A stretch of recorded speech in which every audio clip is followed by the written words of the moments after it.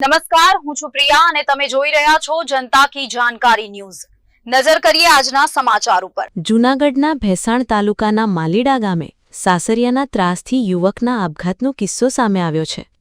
ભેસાણ તાલુકાના માલીડા ગામના 35 વર્ષીય યુવાને પત્ની અને સાસરિયાઓના ત્રાસથી કંટાળીને ગળાફાંસો ખાઈને આપઘાત કરી લીધો છે, જેના પરિણામે તેની એક નાની દીકરી નોંધારી બની ગઈ છે।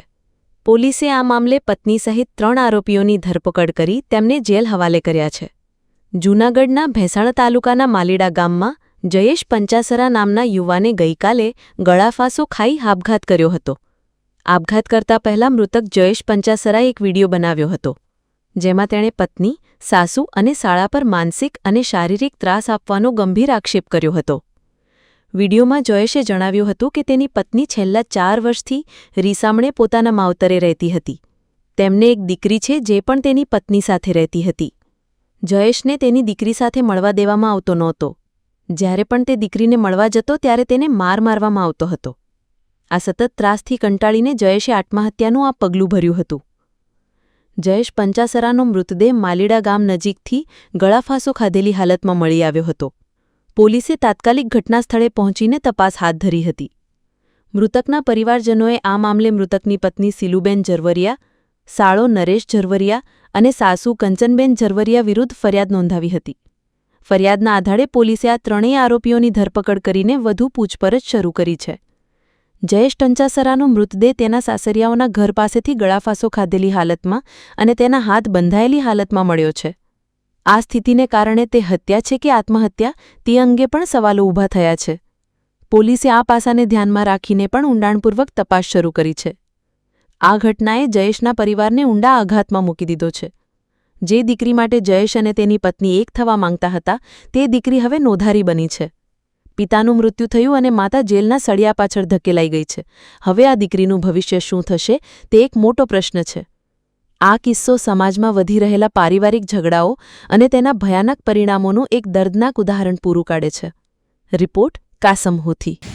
હા બેન, શું બનાવો કે મારું ગામ માલીડા, મારું નામ ગૌરીબેન અને મારા દેરને ટૂંકો ખાઈને બાંધીને માર્યો છે, મારીને મરવી નાખ્યો છે એની ઓવેને, એના ઘરના હોય બધાએ।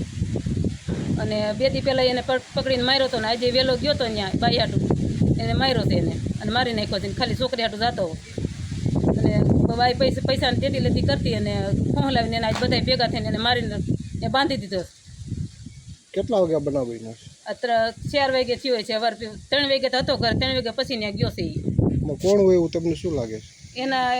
એના હારા મહિલા બધાય, એના ભાઈઓ, એની બાયડી હોતા ને એની નાની એની સાસુ અને એના કાકા મોટા બના ભાઈઓ 2-3 છે ને બધાય આવું કરાવ્યું। એના ઘરના ભેગા હતા કે શું? એના ઘરના હોતા અહીંયા હતા કે એ ત્યાં હતી બાઈ જ બરકાવ્યો છે ત્યાં, બાઈ બરકાવીને આવી રીતે કરાવ્યું છે ને। ભેસાણ પોલીસ સ્ટેશન ખાતે આત્મહત્યાના દુષ્પ્રેરણનો એક ગુનો નોંધાયેલો છે। જે બનાવની વિગત એવી છે કે આ કામે મરણ જનાર જયેશભાઈ પંચાસરા, જેઓ 7 વર્ષથી તેમના જ ગામમાં માલીડામાં સિલુબેન કરીને એક રહેવાસી છે, તેમની જોડે લગ્ન કરેલા અને આ લગ્નના કારણે તેઓને એક સંતાન હતું। પરંતુ છેલ્લા 4 વર્ષથી તેઓને પતિ પત્ની વચ્ચે ઝઘડો થતો હોય, તેમના પત્ની રીસામણે હોય, જેથી તેઓ તેમના દીકરી પણ સાથે હોય, જેથી જ્યારે પણ આ તેમના પતિ જયેશભાઈ પંચાસરા તેમના પત્ની સિલુબેન તથા તેમના દીકરીને મળવા જતા, ત્યારે સિલુબેન તથા તેના શાળા તથા તેમના જે સાસુ છે કંચનબેન, તેઓ અવારનવાર જયેશભાઈને માનસિક ત્રાસ આપતા તથા મારપીટ કરી તેઓને માનસિક ત્રાસ આપતા હોય, જેથી આ બાબતે લાગી આવતા જયેશભાઈ પંચાસરાએ સુસાઇડ કરેલ છે અને ગળાફાંસો ખાઈ આત્મહત્યા કરેલ છે।